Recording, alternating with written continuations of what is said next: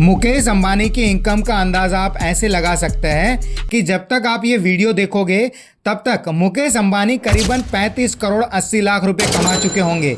जी हाँ, मुकेश अंबानी हर एक मिनट में करीबन 7 से 8 करोड़ रुपए की कमाई करते हैं। आजकल दुनिया भर में मुकेश अंबानी और उनकी फैमिली की लाइफस्टाइल सेलिब्रेशन काफ़ी चर्चा का टॉपिक बन गया है।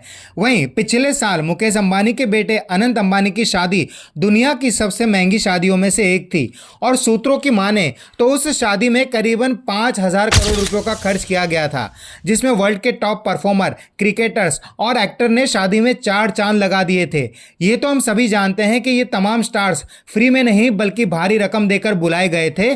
सिर्फ जस्टिन बीबर की बात की जाए तो उन्होंने चंद मिनट के परफॉर्मेंस के लिए 80 करोड़ रुपए चार्ज किए थे।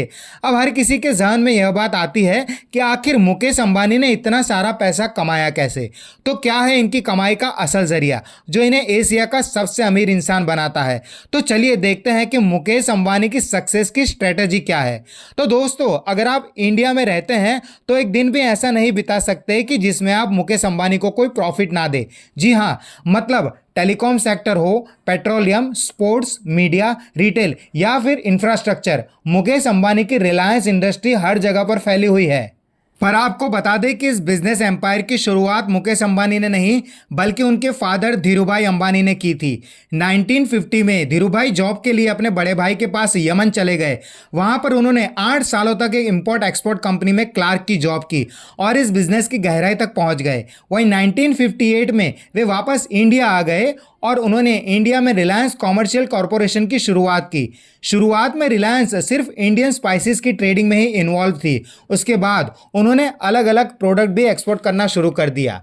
फिर 1966 में उन्होंने मैन्युफैक्चरिंग क्षेत्र की ओर कदम बढ़ाया और शुरुआत की रिलायंस टेक्सटाइल की, जो कंपनी क्लोथ्स मैन्युफैक्चरिंग किया करती थी। और देखते ही देखते रिलायंस इंडस्ट्री पूरे देश में नहीं बल्कि विदेशों में भी काफ़ी पॉपुलर हो चुकी थी और देश विदेशों में से काफ़ी इन्वेस्टर इसमें इन्वेस्ट करने लगे थे।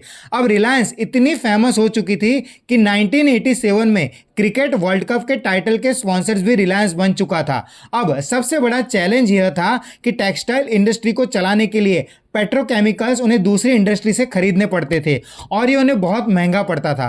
तो इसी के चलते धीरूभाई ने रिलायंस पेट्रोलियम की शुरुआत की।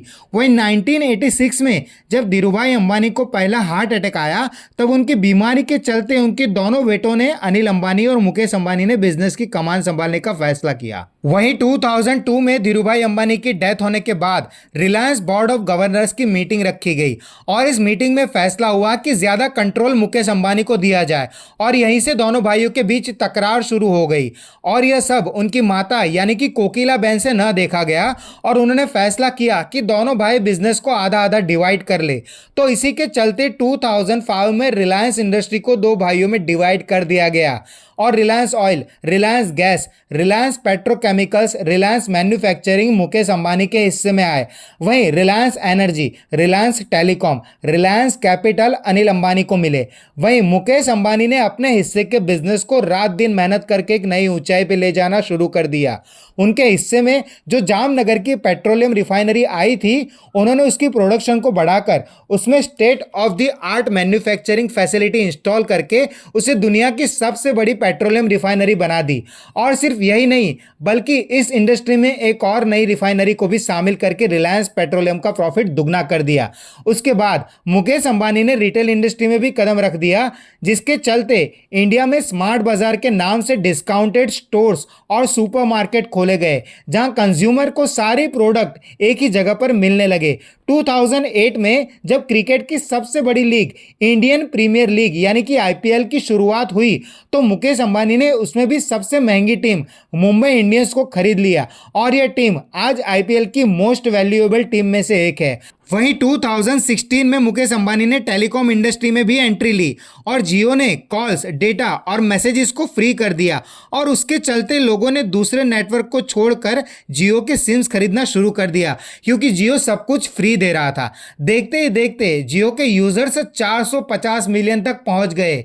जियो की सक्सेस को देखकर दूसरी टेलीकॉम कंपनियों ने जियो पर केस कर दिया क्योंकि उनका कहना यह था कि जियो अपने कस्टमर्स को सब कुछ फ्री दे रहा है जिससे मार्केट में कंपटीशन खत्म हो रही है और उसी के चलते कई टेलीकॉम कंपनियां बंद भी हो गई। वहीं 2024 में मुकेश अंबानी ने इंडिया की सबसे बड़ी मीडिया कंपनी बनाने का भी ऐलान कर दिया है, जिसके लिए उन्होंने अमेरिकन एंटरटेनमेंट कंपनी डिज्नी के साथ $8.5 बिलियन का कॉन्ट्रैक्ट भी साइन कर लिया है। और इस तरह पूरे भारत के हर सेक्टर पर किसी न किसी तरह मुकेश अंबानी ने अपनी पकड़ बना रखी है। तो आज की डेट में मुकेश अंबानी की नेटवर्थ $120 बिलियन से भी ज़्यादा है। तो इन्हीं बिजनेस स्ट्रेटजी, धैर्य और विश्वास की वजह से ही आज मुकेश अंबानी पूरे एशिया के सबसे अमीर बिजनेसमैन हैं। तो दोस्तों, वीडियो इन्फॉर्मेटिव लगी हो तो चैनल को सब्सक्राइब कर वीडियो को लाइक ज़रूर करें।